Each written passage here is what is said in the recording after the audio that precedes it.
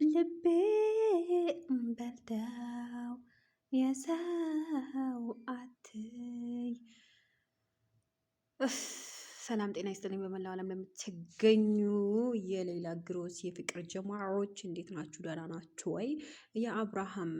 የአብርሃም እና የሄርሜላ ሳያንሰን ገና እሱን ሳንስማማ አቤላና ማርቲ እኔ የምለው ቆይ ለምንድን ነው በሰው ባል ተንጠልጥላችሁ መጨረሻችሁ መጎዳት ላይ የምትወድቁት ነው የኔ ጥያቄ። እስኪ ባለትዳር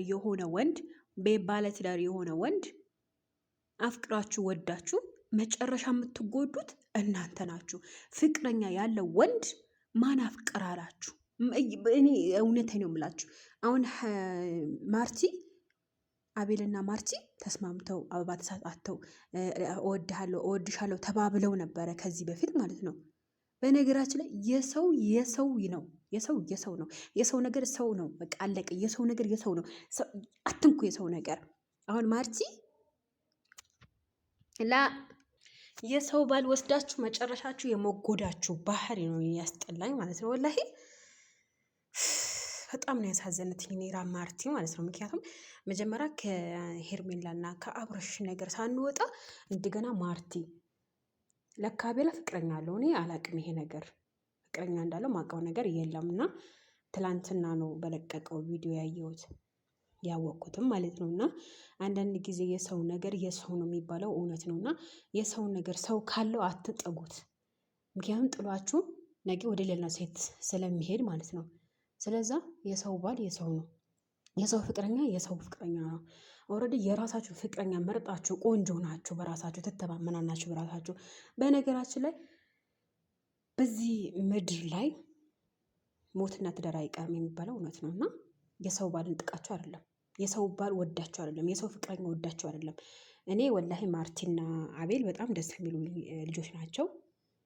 ከትክክለኛ ጎን ይቆማሉ።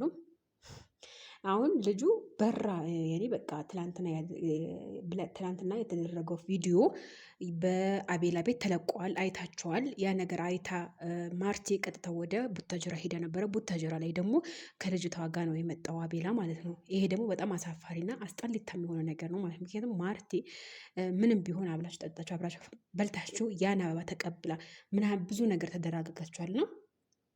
በዛ ደረጃ አንተ ከሩታ ጋር ታርቀ ወይ ፈጣሪ። የሰው ባል አትውደዱ፣ አትንጠቁ። የሰው ባል አትንጠቁ፣ የሰው ባል አትውደዱ፣ የሰው ፍቅረኛ አትውደዱ።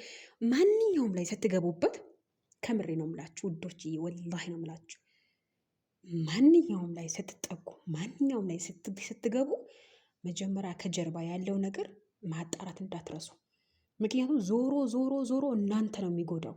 ዞሮ እናንተ ነው የሚጥለው። ይሄ ደግሞ በጣም ነው የሚያስጠላው። ደግሞ ፍቅር መውደድ የወደዱትን ሰው ደስታ ማግኘት ነው። ያፈቀሩ ሰው ሲደሰት ማየት ነው። ካላገኘሽው ራሱ ማለት ነው። አሁን አቤላ ይሄ ማድረግ አልነበረበትም። አቤላ ራሱ ይሄ ነገር ትክክል አይደለም፣ አቤላ ትክክለኛ አይደለም ብለሽ ነው የምታስቢው ማርቲ ማለት ነው።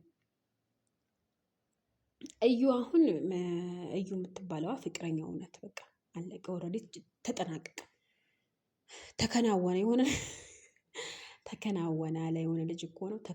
ተከናወነ እና በጣም ነው የገረመኝ። ሀቂቃ ነው የምላችሁ። ስትገቡ አጣሩ። እኔ በነገራችን ላይ እኔ ማርቲና አቤል በጣም ደስ የሚሉኝ ናቸው።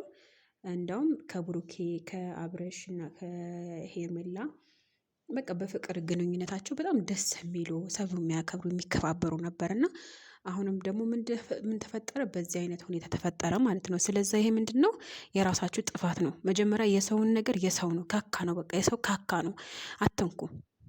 ለምን እራሳችሁ ነው የምትጎዱ? በዞሮ በቃ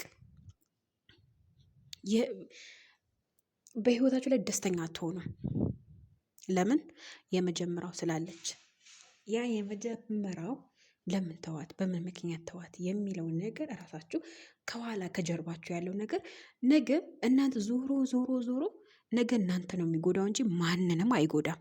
ስለዛ እናንተ ነው ጥፋተኛ የምትደረጉት እዚህ ጋር ማለት ነው። ሲጀምር ህይወታችሁ በራሳችሁ መንገድ፣ በራሳችሁ እጅ፣ በራሳችሁ እግር እያበላሻችሁ ነው ያላችሁት። ህይወት ነገ ነገ የሚያገባሽ እውነት ትክክለኛ የሚያገባሽ ወንድ እውነት ከጀርባ ያለሽን ነገር ሲያጣራ መጀመሪያ ምን አይነት ወንድ ከምን አይነት ወንድ ጋር ካሳለፍሽ በቃ ይሄ ነገር ራሱ በጭንቅላቱ ይመጣበታል። የሚያገባሽ ወንድ ራሱ ማለት ነው። ስለዛ ውዶች የተጠንቀቁ።